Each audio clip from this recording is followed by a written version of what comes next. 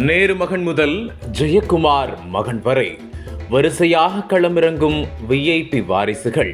திமுக பட்டியலில் 11 புதுமுகங்கள். ஸ்டாலின் டிக் அடித்த வேட்பாளர்கள். நோ சான்ஸ் 6 சிட்டிங் எம்பிகள் அப்செட். தமிழகத்தில் உள்ள அரசியல் கட்சிகள் யாருடன் கூட்டணி வைப்பார்கள் என்ற நிலை மாறி தற்போது யார் யாருக்கு எந்தெந்த தொகுதிகள் என வேட்பாளர் தேர்வு பட்டியலுக்கு நகர்ந்துவிட்டன. கடைசியாக பிரதமர் மோடி சென்னைக்கு வந்தபோது கூட அதிமுகவுடன் கூட்டணி வைப்பதற்கான முயற்சிகளில் ஈடுபட்டதாக தகவல் வெளியானது. ஆனால் அதிமுக தரப்பில் புரட்சி பாரதம் கட்சி, புதிய தமிழகம் கட்சி, STPI, தேமுதிக மற்றும் அகில இந்திய ஃபார்வர்ட் பிளாக் உள்ளிட்ட கட்சிகளுடன் கூட்டணி வைத்திருந்தாலும் தொகுதி பங்கீடு குறித்த எந்த தகவல்களும் வெளியாகாமல் இருந்தது. இத்தகைய சூழலில் அதிமுகவின் தொகுதி பங்கீடு பேச்சுவார்த்தை முக்கால்வாசி நிறைவடைந்து விட்டதாக கூறப்பட்டு வந்த நிலையில் இன்று காலை 10 மணியளவில் எடப்பாடி பழனிசாமி சென்னை ராயப்பேட்டையில் உள்ள அதிமுக தலைமை அலுவலகத்துக்கு வரவுள்ளார் என சொல்லப்பட்டது. அந்த வகையில் அதிமுக தரப்பில் மக்களவைத் தேர்தலில் போட்டியிடும் 16 பேர் கொண்ட முதற்கட்ட வேட்பாளர் பட்டியலை அக்கட்சியின் பொதுச் செயலாளர் எடப்பாடி பழனிசாமி வெளியிட்டுள்ளார். அதன்படி வட சென்னையில் ராயபுரம் மனோ போட்டியிடுகிறார். தென் சென்னை தொகுதியில் அதிமுக முன்னாள் அமைச்சர் ஜெயக்குமாரின் மகன் ஜெயவர்தன் போட்டியிடுகிறார்.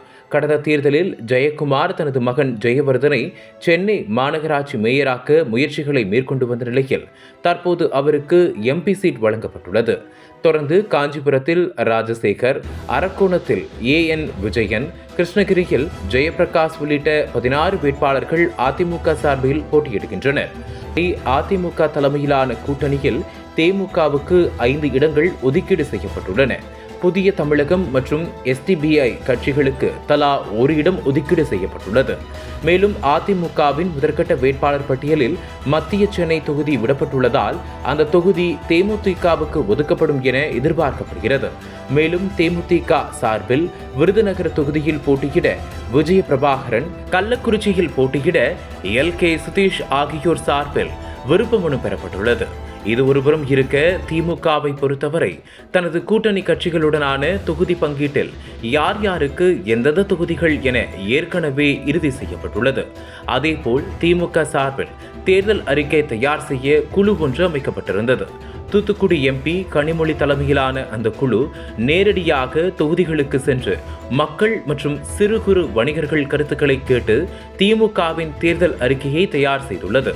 அந்த வகையில் அண்ணா அறிவாலயத்தில் உள்ள கலைஞர் அரங்கில் தேர்தல் அறிக்கை மற்றும் வேட்பாளர் பட்டியல் வெளியீட்டு நிகழ்ச்சி நடைபெற்றது.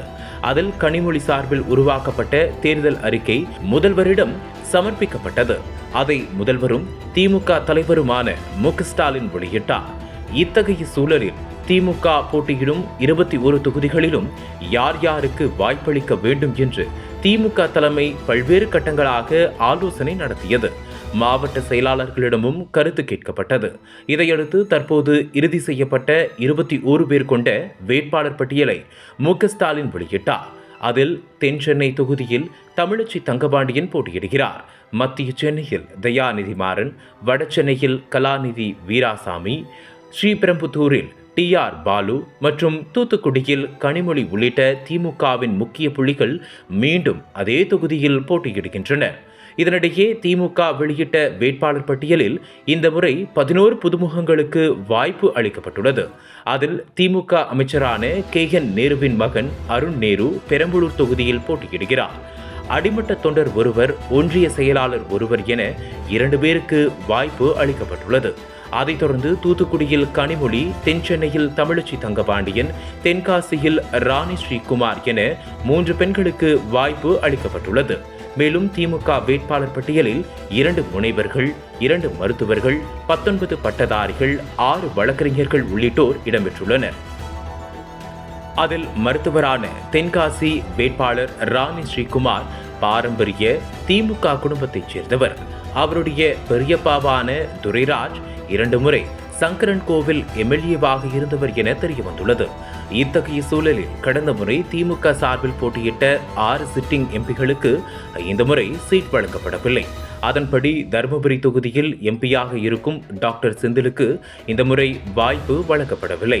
அதற்கு பதிலாக வழக்கறிஞர் மணி வேட்பாளராக களமிறக்கப்பட்டுள்ளார். அதேபோல் பொள்ளாச்சியில் சிட்டிங் எம்பியாக இருக்கும் சண்முக சுந்தரத்திற்கு சீட் வழங்கப்படவில்லை.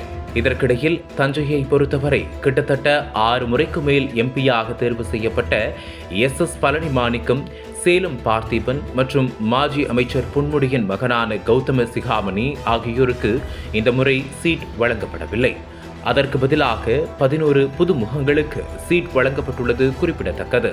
தமிழகத்தின் 2 முக்கிய கட்சிகளும் வேட்பாளரை அறிவித்துள்ளது தேர்தல் களத்தை பரபரப்பாக்கியுள்ளது.